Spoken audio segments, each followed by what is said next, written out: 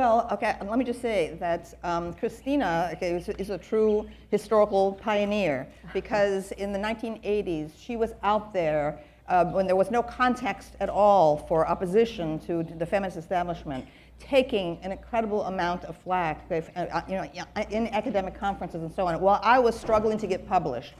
My first book, Sexual Personae, was published in 1990, but had been rejected by 7 publishers. So it was a long delay there. So no sooner was my book published than Christina wrote to me, and we have been firm allies, fellow Amazon warriors, or ever since.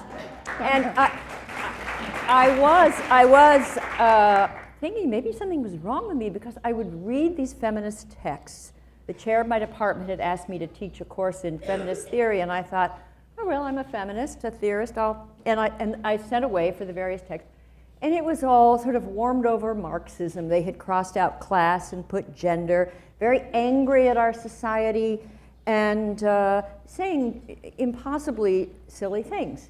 And so I thought, all right, I'll go to the American Philosophical Association and challenge the nonsense and defend reasonable feminism, but take exception to the madness. And I gave a paper at the APA, and typically when you give a paper like that, you argue, and then you go out for drinks. We did not go out for drinks. These women, while I was speaking, were hissing and stamping their feet. It was like, I don't want to say that it was a struggle session out of the Cultural Revolution, but I will say this, I was excommunicated from a religion I didn't know existed. Then, one day, I find in the New York Times this vision of brilliance, and then you were about to give a talk at MIT. And so one rainy night, I go over to MIT, and the room is packed. There were like thousands of people. Thousands of people They had to see get the Boston police. And demonstrators. They were called PIPs, people in black. And they were attacking rape culture even then. Yeah. And you took the stage, and I think that you deprogrammed thousands of people in a single lecture. It was incredible. It was incredible. It was an incredible event. People turned out, because this was before the web, and there was no forum for any kind of alternate viewpoint in the culture at that time. And I was standing for free thought, free speech, right? And all of a sudden, and people just screamed. It was an incredible night, because half the audience was hissing and booing, half of them were cheering, etc. The whole thing was improv, and the text of it, the MIT lecture, is in my first essay collection, Sex, Art, and American Culture. Yeah.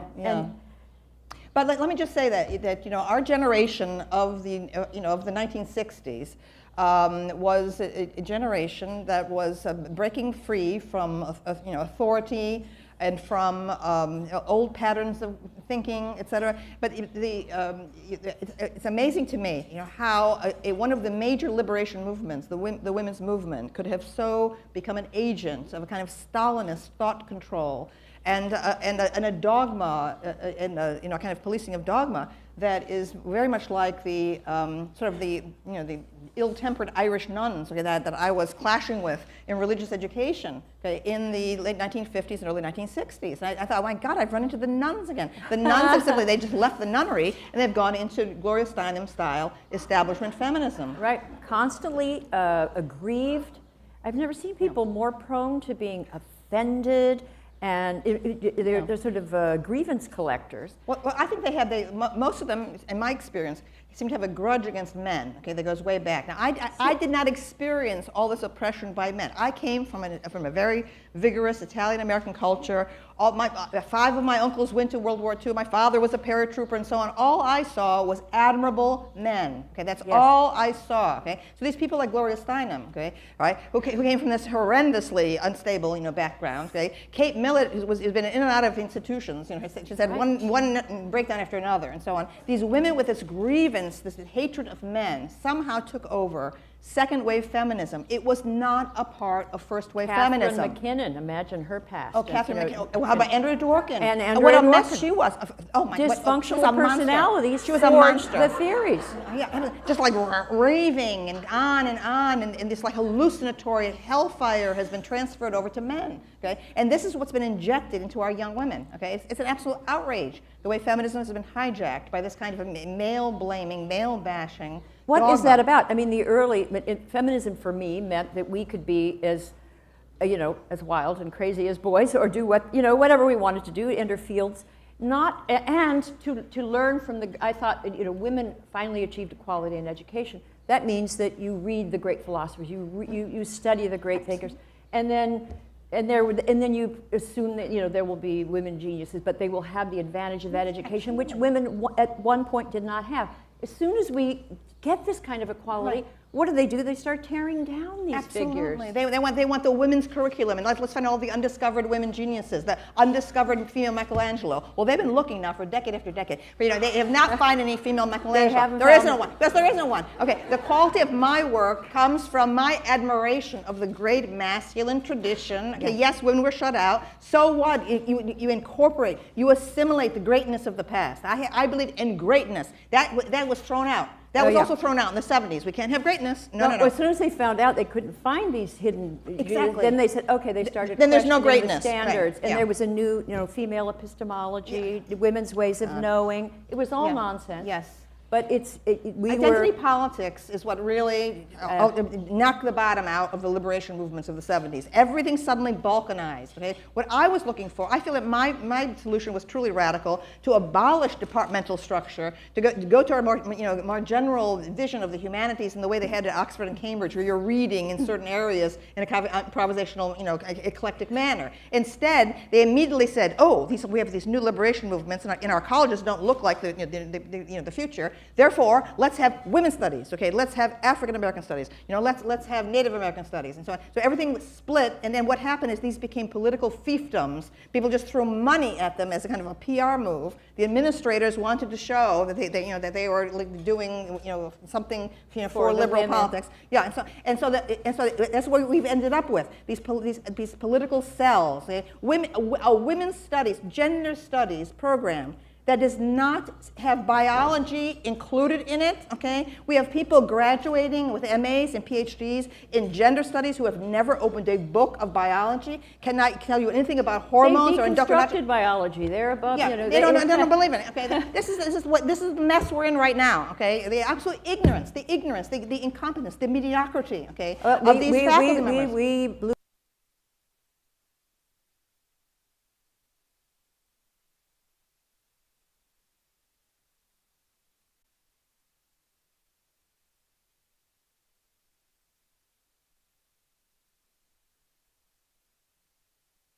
the whistle, and we have been warning. If they listened to us 25 years ago, and we won the battle. By the time it was over, not just us, there were many people conducting this battle, but in the early 90s, we had the best arguments, and the New York Times was on our side, New York Magazine, Salon, and it didn't matter because they won the assistant professorships, and then edited out the sort of liberal feminists, the pro-sex feminists. We were edited out or treated as backlash. Exactly.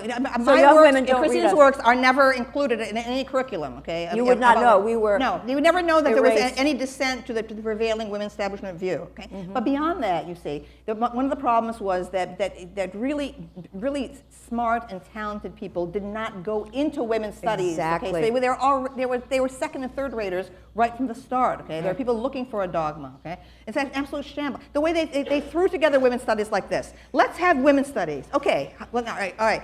You're a woman, okay? You can do it. Women's studies, okay? That's what they did. They just hired women, any woman. That's what Princeton did. Princeton went on a shopping expedition. Went to Rutgers. I'll take you. Oh, women's careers. studies. Now we don't have to think about it anymore. Okay, and that's the ruination. Okay, of gender theories. That's how it happened. But the identity politics was there from the beginning, so they began policing one another. Yeah. So over the years, it became more and more.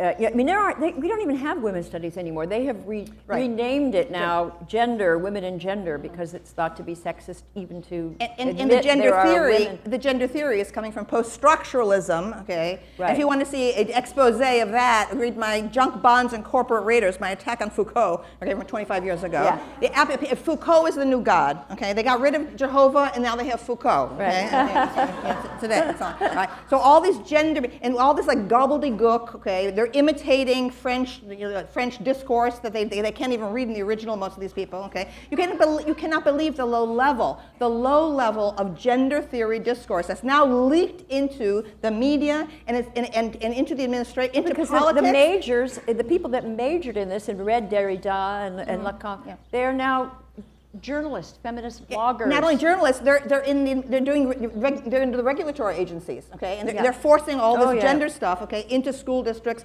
And the Title IX is like, speak of a Stalinist, a takeover of the universities. This Title IX thing is an absolute atrocity that's going on, okay? You have these kangaroo courts, okay?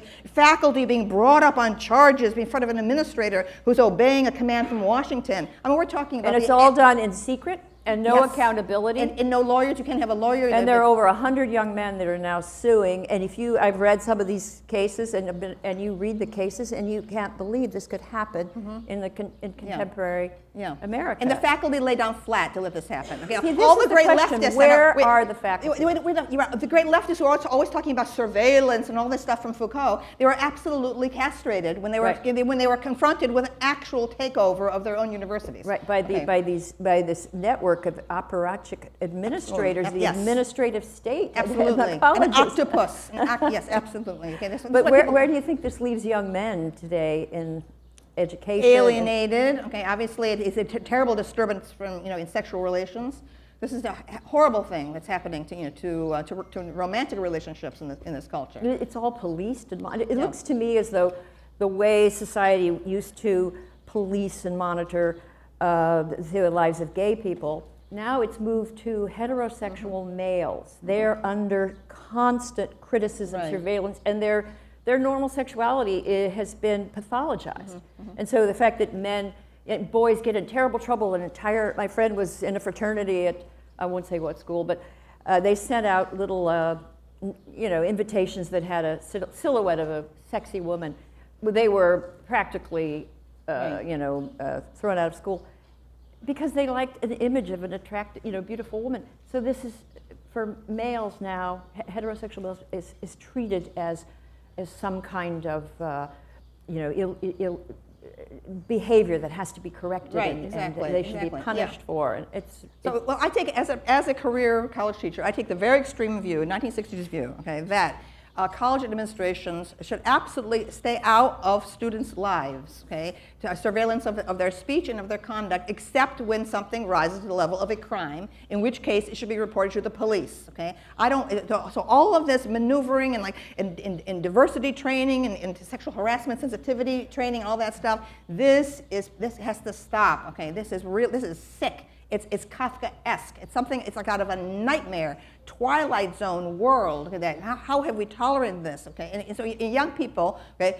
many products of prosperous upper middle class homes seem to like it. That's what I cannot understand as a 1960s person. They want the parental proxies. They want the helicopter parents. They want to feel they're all social media, now and so on. They want to feel this presence, the parental eye. My generation of the 1960s, when I arrived in college in 1964, okay, there were parietal rules in place so that the women in my dorm had to sign in at 11 o'clock at night. The men could run free, okay? So it was my generation that rose up, okay, and said we want to be treated equally and we want freedom, okay? The colleges said the world is a dangerous place, okay? You could be attacked, you could be raped, okay? We said, okay, give us the freedom to risk rape. Freedom is much more important, okay, than protection and safety, okay? And that's what young people have given up today. They want reassurance, they want the parental eye on them, okay? And they've given up freedom. And with personal freedom goes freedom of thought, okay? And that's why we're not going to get anything interesting, okay, in intellect or the arts, okay, from a generation that has been coddled and infantilized the way this generation has been. Okay. Well, I am gonna give them a chance in this sense that because I'm on social media a lot and Twitter and I hear from a lot of dissenters and free spirits and kids who without politics, I mean, they just thought their way out of it very quickly, and they're not organized in a sense of a big free speech uprising, but they're there and they're starting to find their voice. So I'm thinking that we may begin to hear from them, and I think they're going to be defectors, just as some of the best anti-Marxists were former true believers. I think we're going to have a generation of kids. I'm hoping, maybe this is wishful thinking, but I think there are going to be some brilliant kids who are going to realize they were cheated out of a serious education when they were fed, at Princeton and Yale. They had to read these third-rate French theorists, or even worse, the feminist interpreters. And that there was this generational swindle, that they had professors who themselves had read great works of literature or philosophy, and that they withheld those works and gave them this, this inferior material. They're going to realize what happened and begin to write about it and perhaps reclaim. Well, it's really started at the level of public school education. Okay, I've been teaching now for like 46 years as a classroom teacher, and I have felt the slow devolution of the quality of public school education in the classroom. Now, people who teach at the elite schools are just getting products of private schools and the best, the creme de la creme, and so on. They're not going to feel what I do as a teacher at an art school, where I get a huge variety. People have different majors in performing arts and graphic arts and so on, and they come from a wide variety of backgrounds. So I really know what has happened. Okay, what has happened is these young people now getting to college have no sense of history of any kind, no sense of history, no world geography, no sense, of the violence and the barbarities of history, So they think that the whole world has always been like this, a kind of nice, comfortable world where you can go to the store and get orange juice and milk, and you can turn on the water and the hot water comes out, right? They have no sense whatever, of destruction, of the great civilizations that rose and fell and so on, and how, and how arrogant people get when they're in a comfortable civilization, etc. Right? So they now are being taught to look around them to see defects in America, which is the freest country in the history of the world, and so on, and to feel, that somehow America is the source of all evil in the universe. It's because they've never been exposed to the actual evil of the history of humanity. They know nothing. No, it's quite true. And right now, the fashion with the identity politics is intersectionality. This is all the rage. And the premise of this theory, it's the idea that all the oppressions intersect with one another and form this matrix of oppression. And so young people in a typical gender studies class now learn that they inhabit a society that is this matrix of oppression, and depending on your identity, you might be advantaged, so you have unearned privilege, or you might be burdened because of your race, or maybe you have disability, or your gender, or your preference, and on and on. But underneath it all is this assumption that the United States is a white supremacist, imperialist, capitalist, patriarchal, oppressive society. And in order to liberate ourselves, we have to, well, I don't even know what they want to do, because it's all, maybe just blame one another and have little feuds on social media and on campus. And the fact that students are open to that view, that the society that they inhabit, that allows them to go to this beautiful university, is a matrix of misery. Right. But they've been taught that now through maybe as early as junior high school. They start getting this very distorted view of the world. So we have to hope it changes. Well, the way they're taught, as far as I can see, all they've been taught is no bullying. Do not bully. Right? You should be a nice person. Because people are really nice. And that really is that's the answer really to international affairs and geopolitics. Yeah. If we're nice, they'll be nice, and if they're not being nice now, it's because we weren't nice to them in the past. So, I mean, it is so naive. You cannot believe the naivety, and we're heading, into this very murky future, of the world, with terrorism on the rise. And I don't know how this generation is going to cope with it. I don't think they have the ability to cope with it. And so I think we're heading towards something like late Rome, where you have a Praetorian Guard, or you have the military kind of in charge of politics and throwing one emperor out and putting another one in, like that. So it concerns me, because the Vandals are, we've got ISIS, I've been saying and we have the Chinese, but they have an excess of 1 million men in the military. Yes. So we get these hyper-masculine societies. Exactly. And we're, worried about yes, and we're into like toxic masculinity yes, in the Ivy let's League. blend. Let's do like gender bending things. Meanwhile, you have like these, the Vandals and the Huns on the on the borderlines of the empire, etc. Okay, all right. To me, it's like one of my favorite movies, The Time Machine. Okay, which is a movie from my high school years.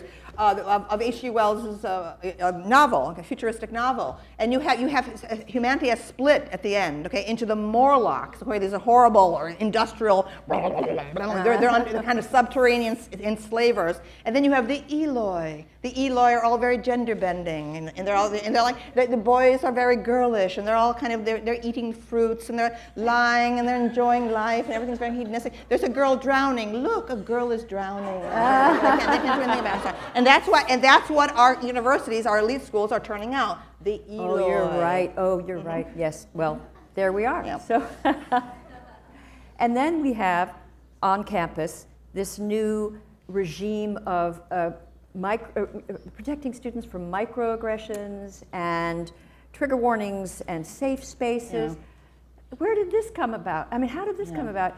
And even at University of Santa Cruz, very enterprising professor of psychology has come up with a microaggression app, a mobile app. And so you can immediately report if you overhear someone making an off-color joke or something. It's almost all young women who have volunteered to use the app, because probably not that many guys left at University of Santa Cruz. Right.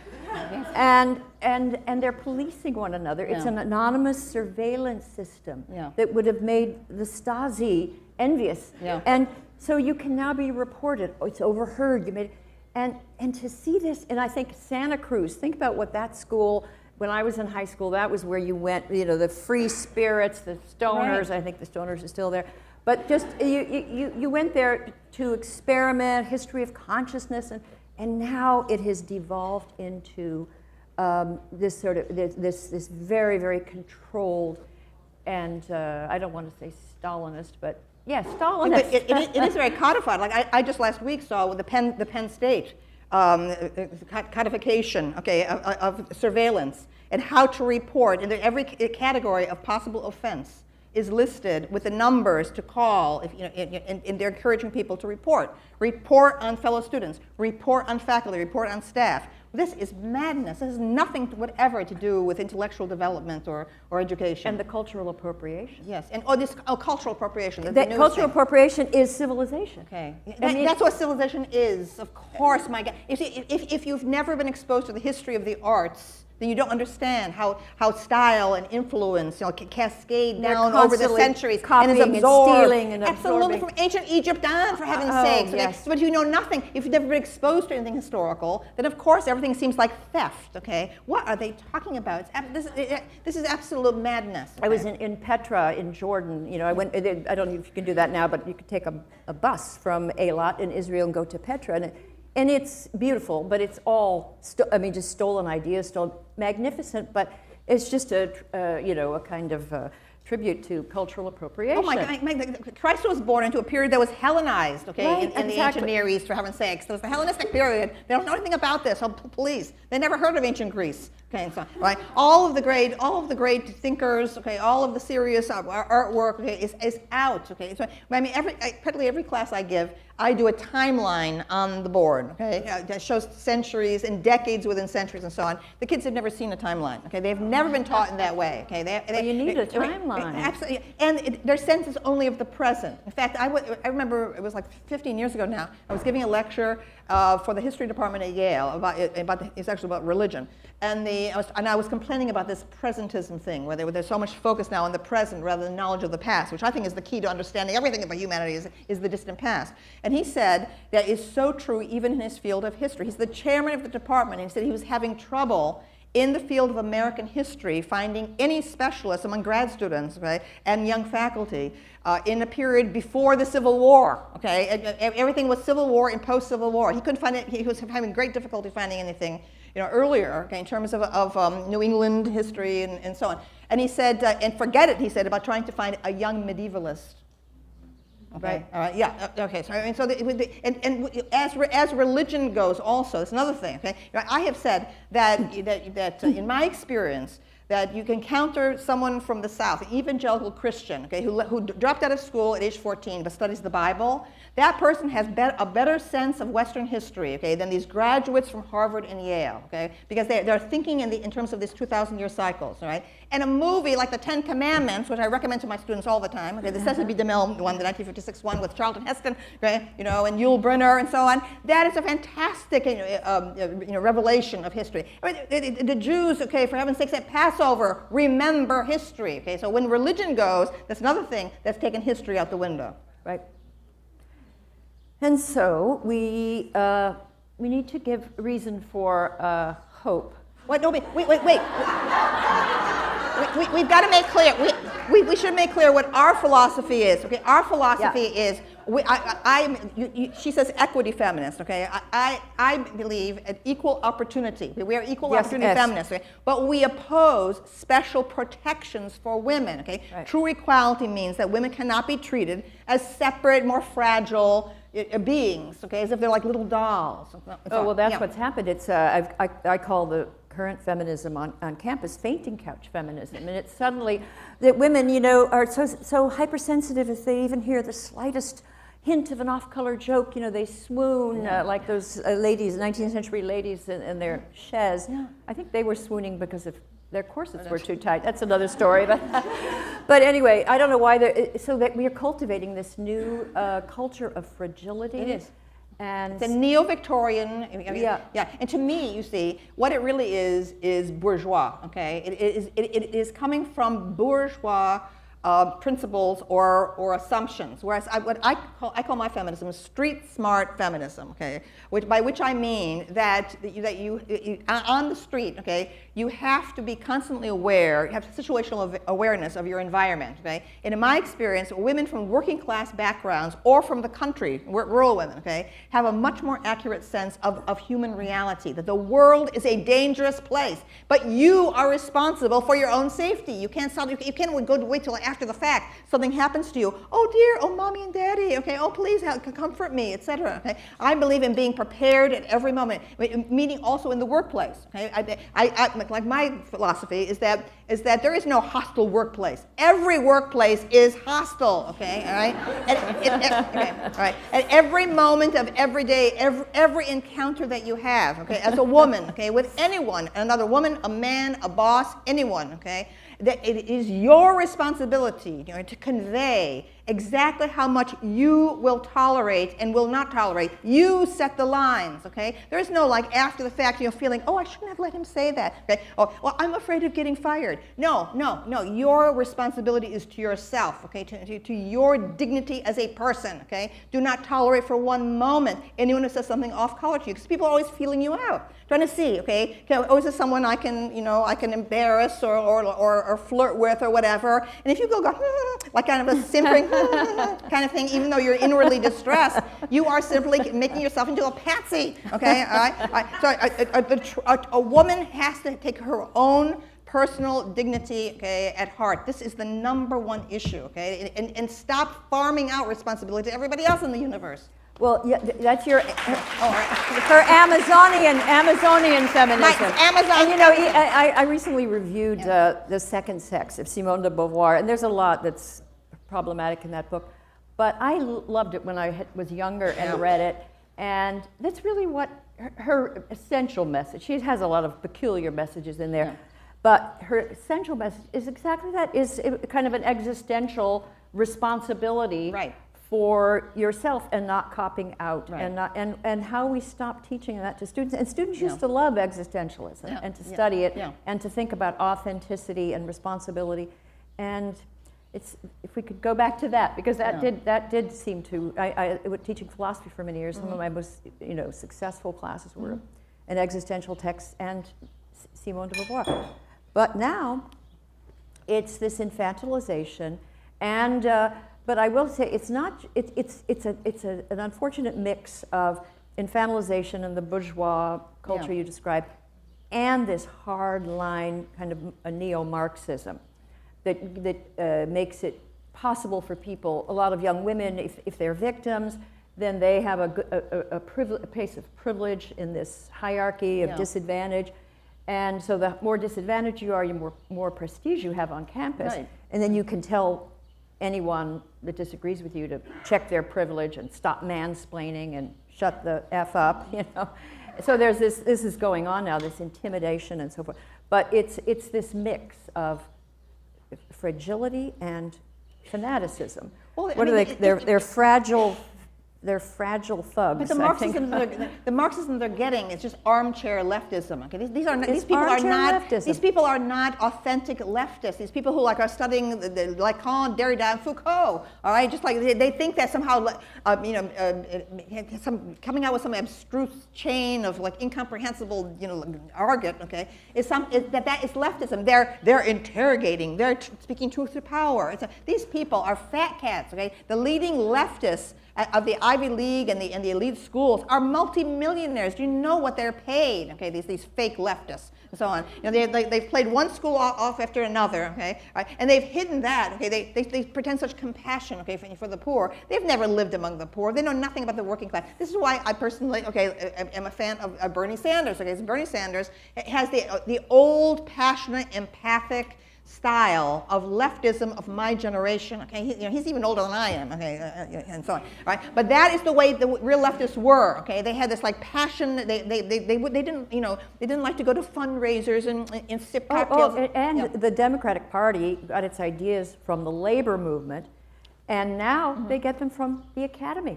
That's right. And so you see, it's a terrible situation because don't talk about where the Republicans are with our president. You've got Trump on the one hand, and then you have the Democratic Party. I'm worried about, whether they can run the country if they become more and more captive to the identity politics and these theories about unearned privilege. They're quite political rhetoric is like so divorced and from at the reality end of Hillary's now. campaign, she started to run ads about intersectionality.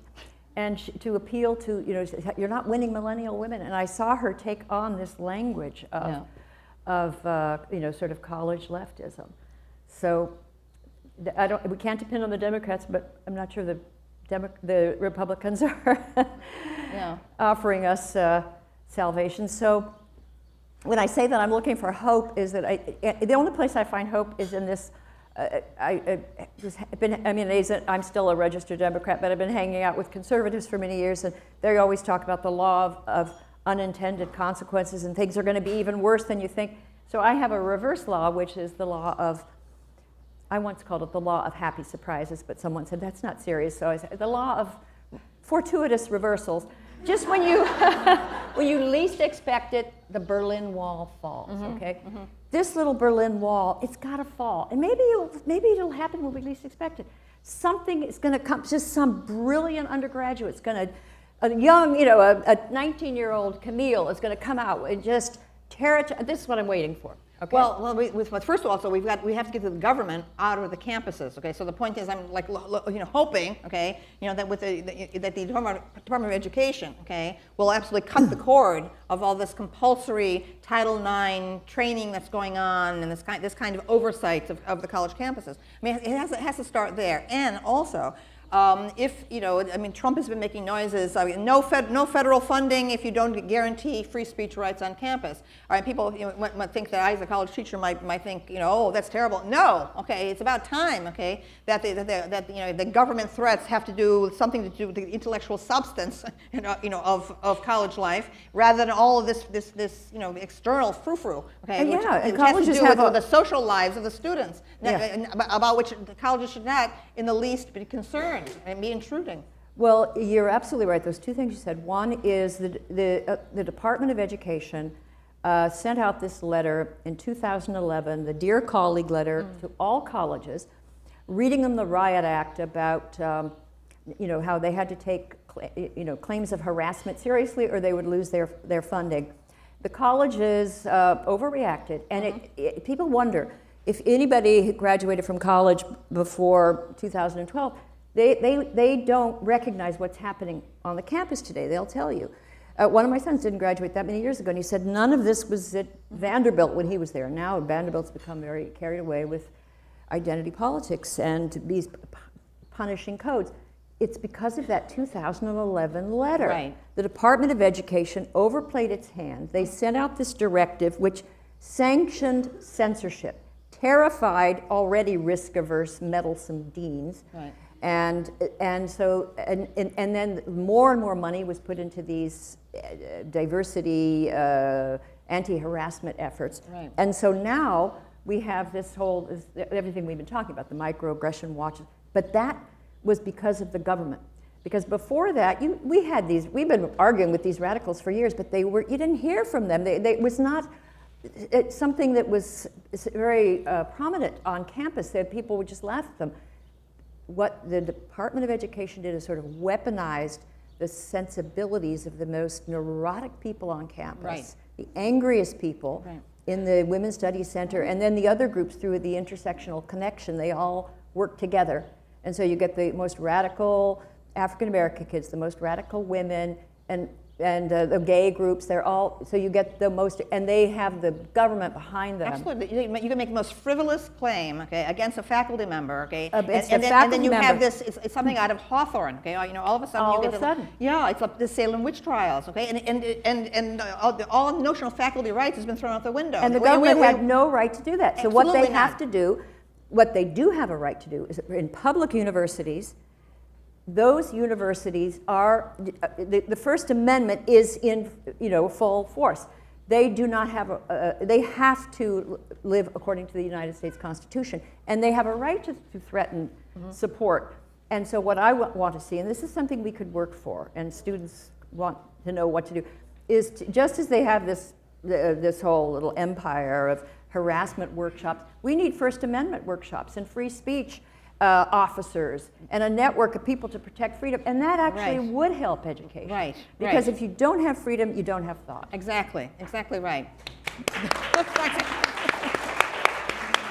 I totally agree with that.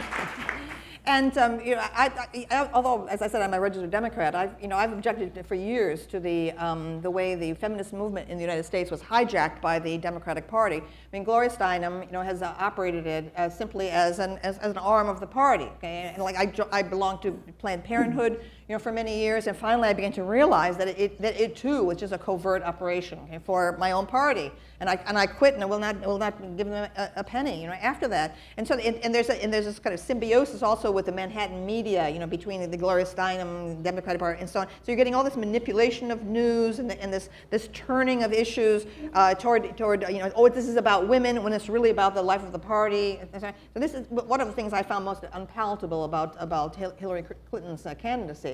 Okay, is this like the crypto, the feminist socialites, okay, that's the sort of the DC Manhattan party scene, okay, of the media, where feminism has become just kind of like a brand name, a little, a diamond-studded badge, okay, that you're wearing, and so on, okay, and yet they speak in terms of the horrors that women are suffering outside. So I'm afraid that the Gloria Steinem feminist establishment, okay, is to me absolutely corrupt to its heart, okay, absolutely corrupt. And declaring she's a war on women. What war? What war on women? There's no war on women. Is there a society, maybe there is, it's insulting. Where women are freer and have more opportunities in the United States? Absolutely condescending, okay, to allow these major issues about women, okay, to be used and abused. And to tell this, and this is what makes me mad, and in my classrooms I would see more and more young women, because the young men are disappearing on campus, as we know.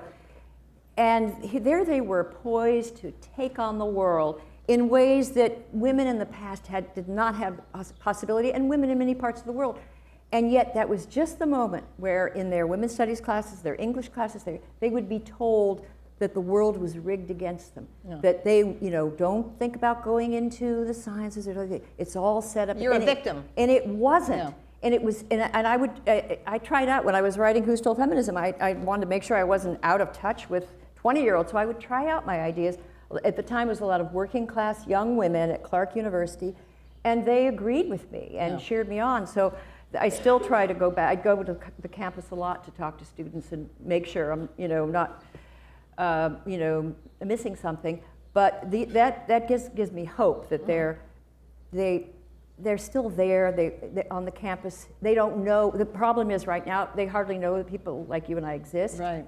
we've been edited out of the curriculum, and us and several other freedom feminists, Amazonian style, not in the curriculum. So they have to find us, and well, fortunately, the web, is, with the web there, they do. And so there are videos and groups like the interviews. Independent Women's Forum, just Yeah, to know that's there's right. an organization that is about independence, about agency, and not about constantly trying to find ways in which the system is rigged against us. And you would think they would get tired of it. They never get tired of it. As things get better for women, the more indignant and angry absolutely. they are. Isn't it bizarre? Yeah, but I mean, so free speech was really a principle of my generation of the 1960s. When I entered college in the fall of 1968, or the free speech movement, excuse me, 1964, sorry, the free speech movement had just happened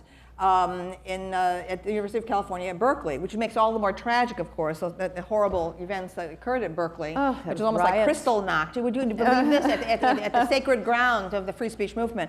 And that was a period when Lenny Bruce, was getting arrested for for offensive speech and so on. So free speech was absolutely at the heart of the 60s counterculture. And the comedians like And Mort Saul. Yes, you went out of your way to give offense. Right. In fact, the first influence on me was Oscar Wilde. I had stumbled on a book of Oscar Wilde's epigrams when I was like 14 years old in a secondhand bookstore in Syracuse, and Oscar Wilde went out of his way to be offensive against Victorian philanthropy, Victorian pieties, Oh, etc. do we need him today? Yeah, We need a young Oscar Wilde. If you're out there, we're waiting for you. This is the way gay. And it's such a rich. It'd be so much to write about. But gay men used to talk like this, okay? Yeah. All right. Gay men have become totally co-opted, by democratic politics apparently, now, They just spout feminist rhetoric, at a drop of a hat, and so on. But gay men, in my experience in college and grad school, were absolutely fearless, They would make jokes that you would cringe,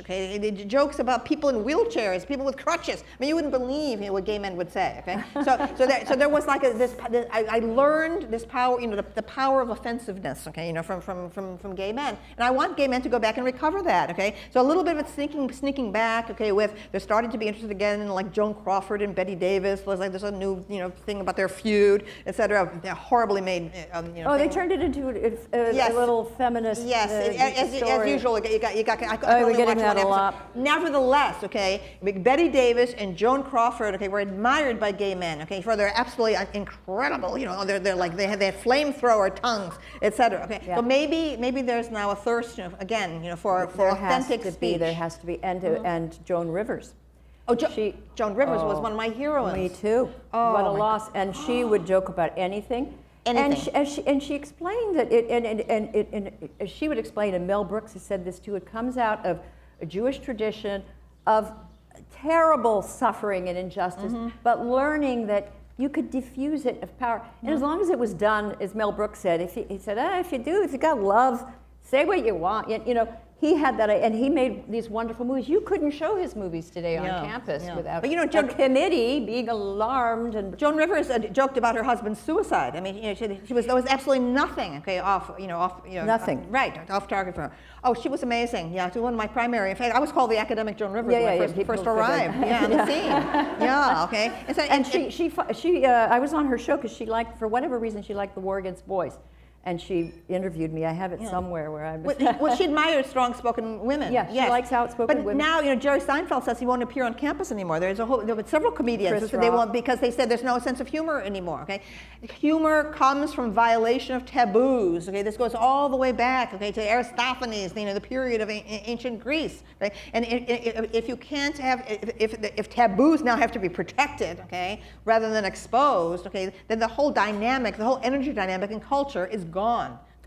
It's gone so far on the campus that people like John McWhorter, the linguist at Columbia University, he thinks that it's actually a new religion, that it has the fierceness and the passion, and you've got the sinner, who is the privileged white male on campus, and then you have this sort of hierarchy of purity out of almost Dante-esque when it comes to categorizing the sinners. And do you think that the demise of religion is that people are now replacing it? Absolutely. I've said that for years. I've been writing about that for years. I've said that people must have religion. I'm an atheist, but I believe in, that religion structures are the way we see the world and the universe, and that all of the great world religions, okay, should be the true core curriculum. Of all education worldwide, I've been saying this, for decades. Right? Everyone should know, the basic precepts and the rituals and the texts and the shrines and the iconography from Judeo-Christianity, of Hinduism, of Buddhism, okay, and of Islam, okay, the great world religions should be known to everyone. Because if you don't do that, this is what you get. Okay, you get a religion of the state. You get a religion with this horrible, rancid emotionalism. Well, you get a cult, and there's people that were. It's like yes, cultic. My boys were raised in Judaism, one which was a religious day school, and they understand, even though I don't know that either of them are that religious, they know what a great religion is. And so if someone came to them with some cheap imitation, they wouldn't be tempted. So they're not going to become Scientologists or join some cult. But on the campus, to me, it looks as though Scientologists have taken over. Yeah. Only in this case, they're called intersectional theorists. And they're teaching it to students. I don't know what percentage of the students take it seriously, but a small percentage maybe, but it matters because it's a lot of people. 10 to 20% of young women are absolutely mesmerized and become devout. Well, and they're rooting out sinners. Well, look at the reaction to an election. They lost an election. An election. All of a sudden, hysteria, crying, weeping, okay, and so on. Announcements from the wailing. My friend called her son at Yale, and he held up the phone. You could hear wailing and screaming the night. Yeah. Oh, God. I mean, that suggests something. There's a disproportion. Something is amiss. All right. The sense of life is right. It was an election. Okay, so regroup. Okay, analyze what your faults were. Okay, and move on now to the next election. Okay, but all this going on, this caterwauling and this kind of carrying on. Yes, there's something deeply wrong. Okay, in the American psyche that would permit this. Okay. Yeah. Well, as you said, lack of knowledge that. Lack of structure, lack of a sense of history. A sense of history. I mean, for heaven's sakes, Shelley's sonnet Ozymandias is all about like a fallen colossus of the ancient Egyptian pharaoh. Okay, and now nothing is left, just the sands of time in the future. That is what you get from art. Okay, all right. It's what you get from religion: a sense of perspective, a sense of time and space. Okay, and so on. So election happened. Election. It was like tiny with a tweezer. Okay, it's like tiny. Okay, recently, the way I interviewed you at AEI, I interviewed the philosopher Roger Scruton, and he was pointing out that one of the important purposes of education is to teach a young person to appreciate beauty. And this was the point of education for centuries. And then you would, if you learn enough about art or poetry or music, and it opens up this world of brilliance and beauty. And he said, we're closing it off. We're closing this off, and because of the lack of education, and then this focus on ugliness and focus on angry issues or these narrow, pointless issues, we're not giving this to. So absolutely. Just as you say, not knowing the history, there's an inability to put things in perspective, and not having these outlets to understand great works of. But it's worse than that. The way they teach art now is that all art equals ideology. It's identity politics. That there is no art, okay, without an ideological power play that happened before. It's that all art is the product of a small power group, okay, that is it's directed against another group, okay. Right. So it's insane, okay, absolutely insane. It is a total distortion of Marxism because there are great Marxist works of scholarship that influenced me. Arnold Hauser's great books. Sometimes I miss the Marxists. Yeah. Because true Marxism. They were serious intellectuals. And they were historicists. They had a sense of history. The only philosophers I could find who had written great attacks on intersectionality were the Marxists. You couldn't find the liberals. I don't know where the liberal, where is Martha Nussbaum or I don't know, these liberal professors at Harvard University. when this fanatical philosophy is taking over universities. Well, in the 1970s began all this deconstruction business. So you get a text in front of you, a literary text or an artwork, okay, and you destroy it. You show all the ways, okay, that it's lying, all the ways it's full of fictions, all the ways that it can't be trusted, okay. Right. So you go around, you find like racism and sexism and homophobia, etc. So you're above it. Yeah, so you're superior to it. The critic is superior to the great work of art. Give me a break. So young people have no sense of appreciation. Now, I'm Italian, okay, so we believe in the beauty and grandeur of art, okay. So I try to make students, okay, appreciate and admire, okay, the artwork. That is out of fashion. No one is being taught to teach like that, okay. Right. You're being taught to show how sophisticated you are as a critic, okay, by slashing the thing to ribbons, okay. And then we wonder why the young people have nothing. They have nothing to believe in, okay. They know nothing and they have nothing to have faith in. Nothing. Well, I don't want to say all of them because I do hear from the groups on the campus that are now trying to find their way back to reality because they've taken this detour into madness. And but will they go into college teaching though? That's the thing. I hear from so many of them, okay, that right. they don't want. They feel that there's no future for them, okay. That there's it's a landscape that's a desert, okay, a wasteland in college teaching. The colleges will not be taken back until we get young people who are bold enough to make their way through upward in the profession. Well, I think the colleges are probably going to fade because they're going to be, there's this exponential growth in administration. Yes. Fewer and fewer professors. Poisonous. I think it's just going to turn into one long, workshop on date rape, and right. That's it. Yes. And so there, on the fringes, there might be time for an English class or something, Mm-hmm. but who's going to want to pay $300,000 to send Junior to be? Yeah, but the number one factor about universities, and colleges in the U.S. over the past 30 years is this overgrowth, this parasitic overgrowth, okay, of these administrators whose salaries are larger than that of the faculty, who have this arrogant master race kind of attitude, okay, toward things, right?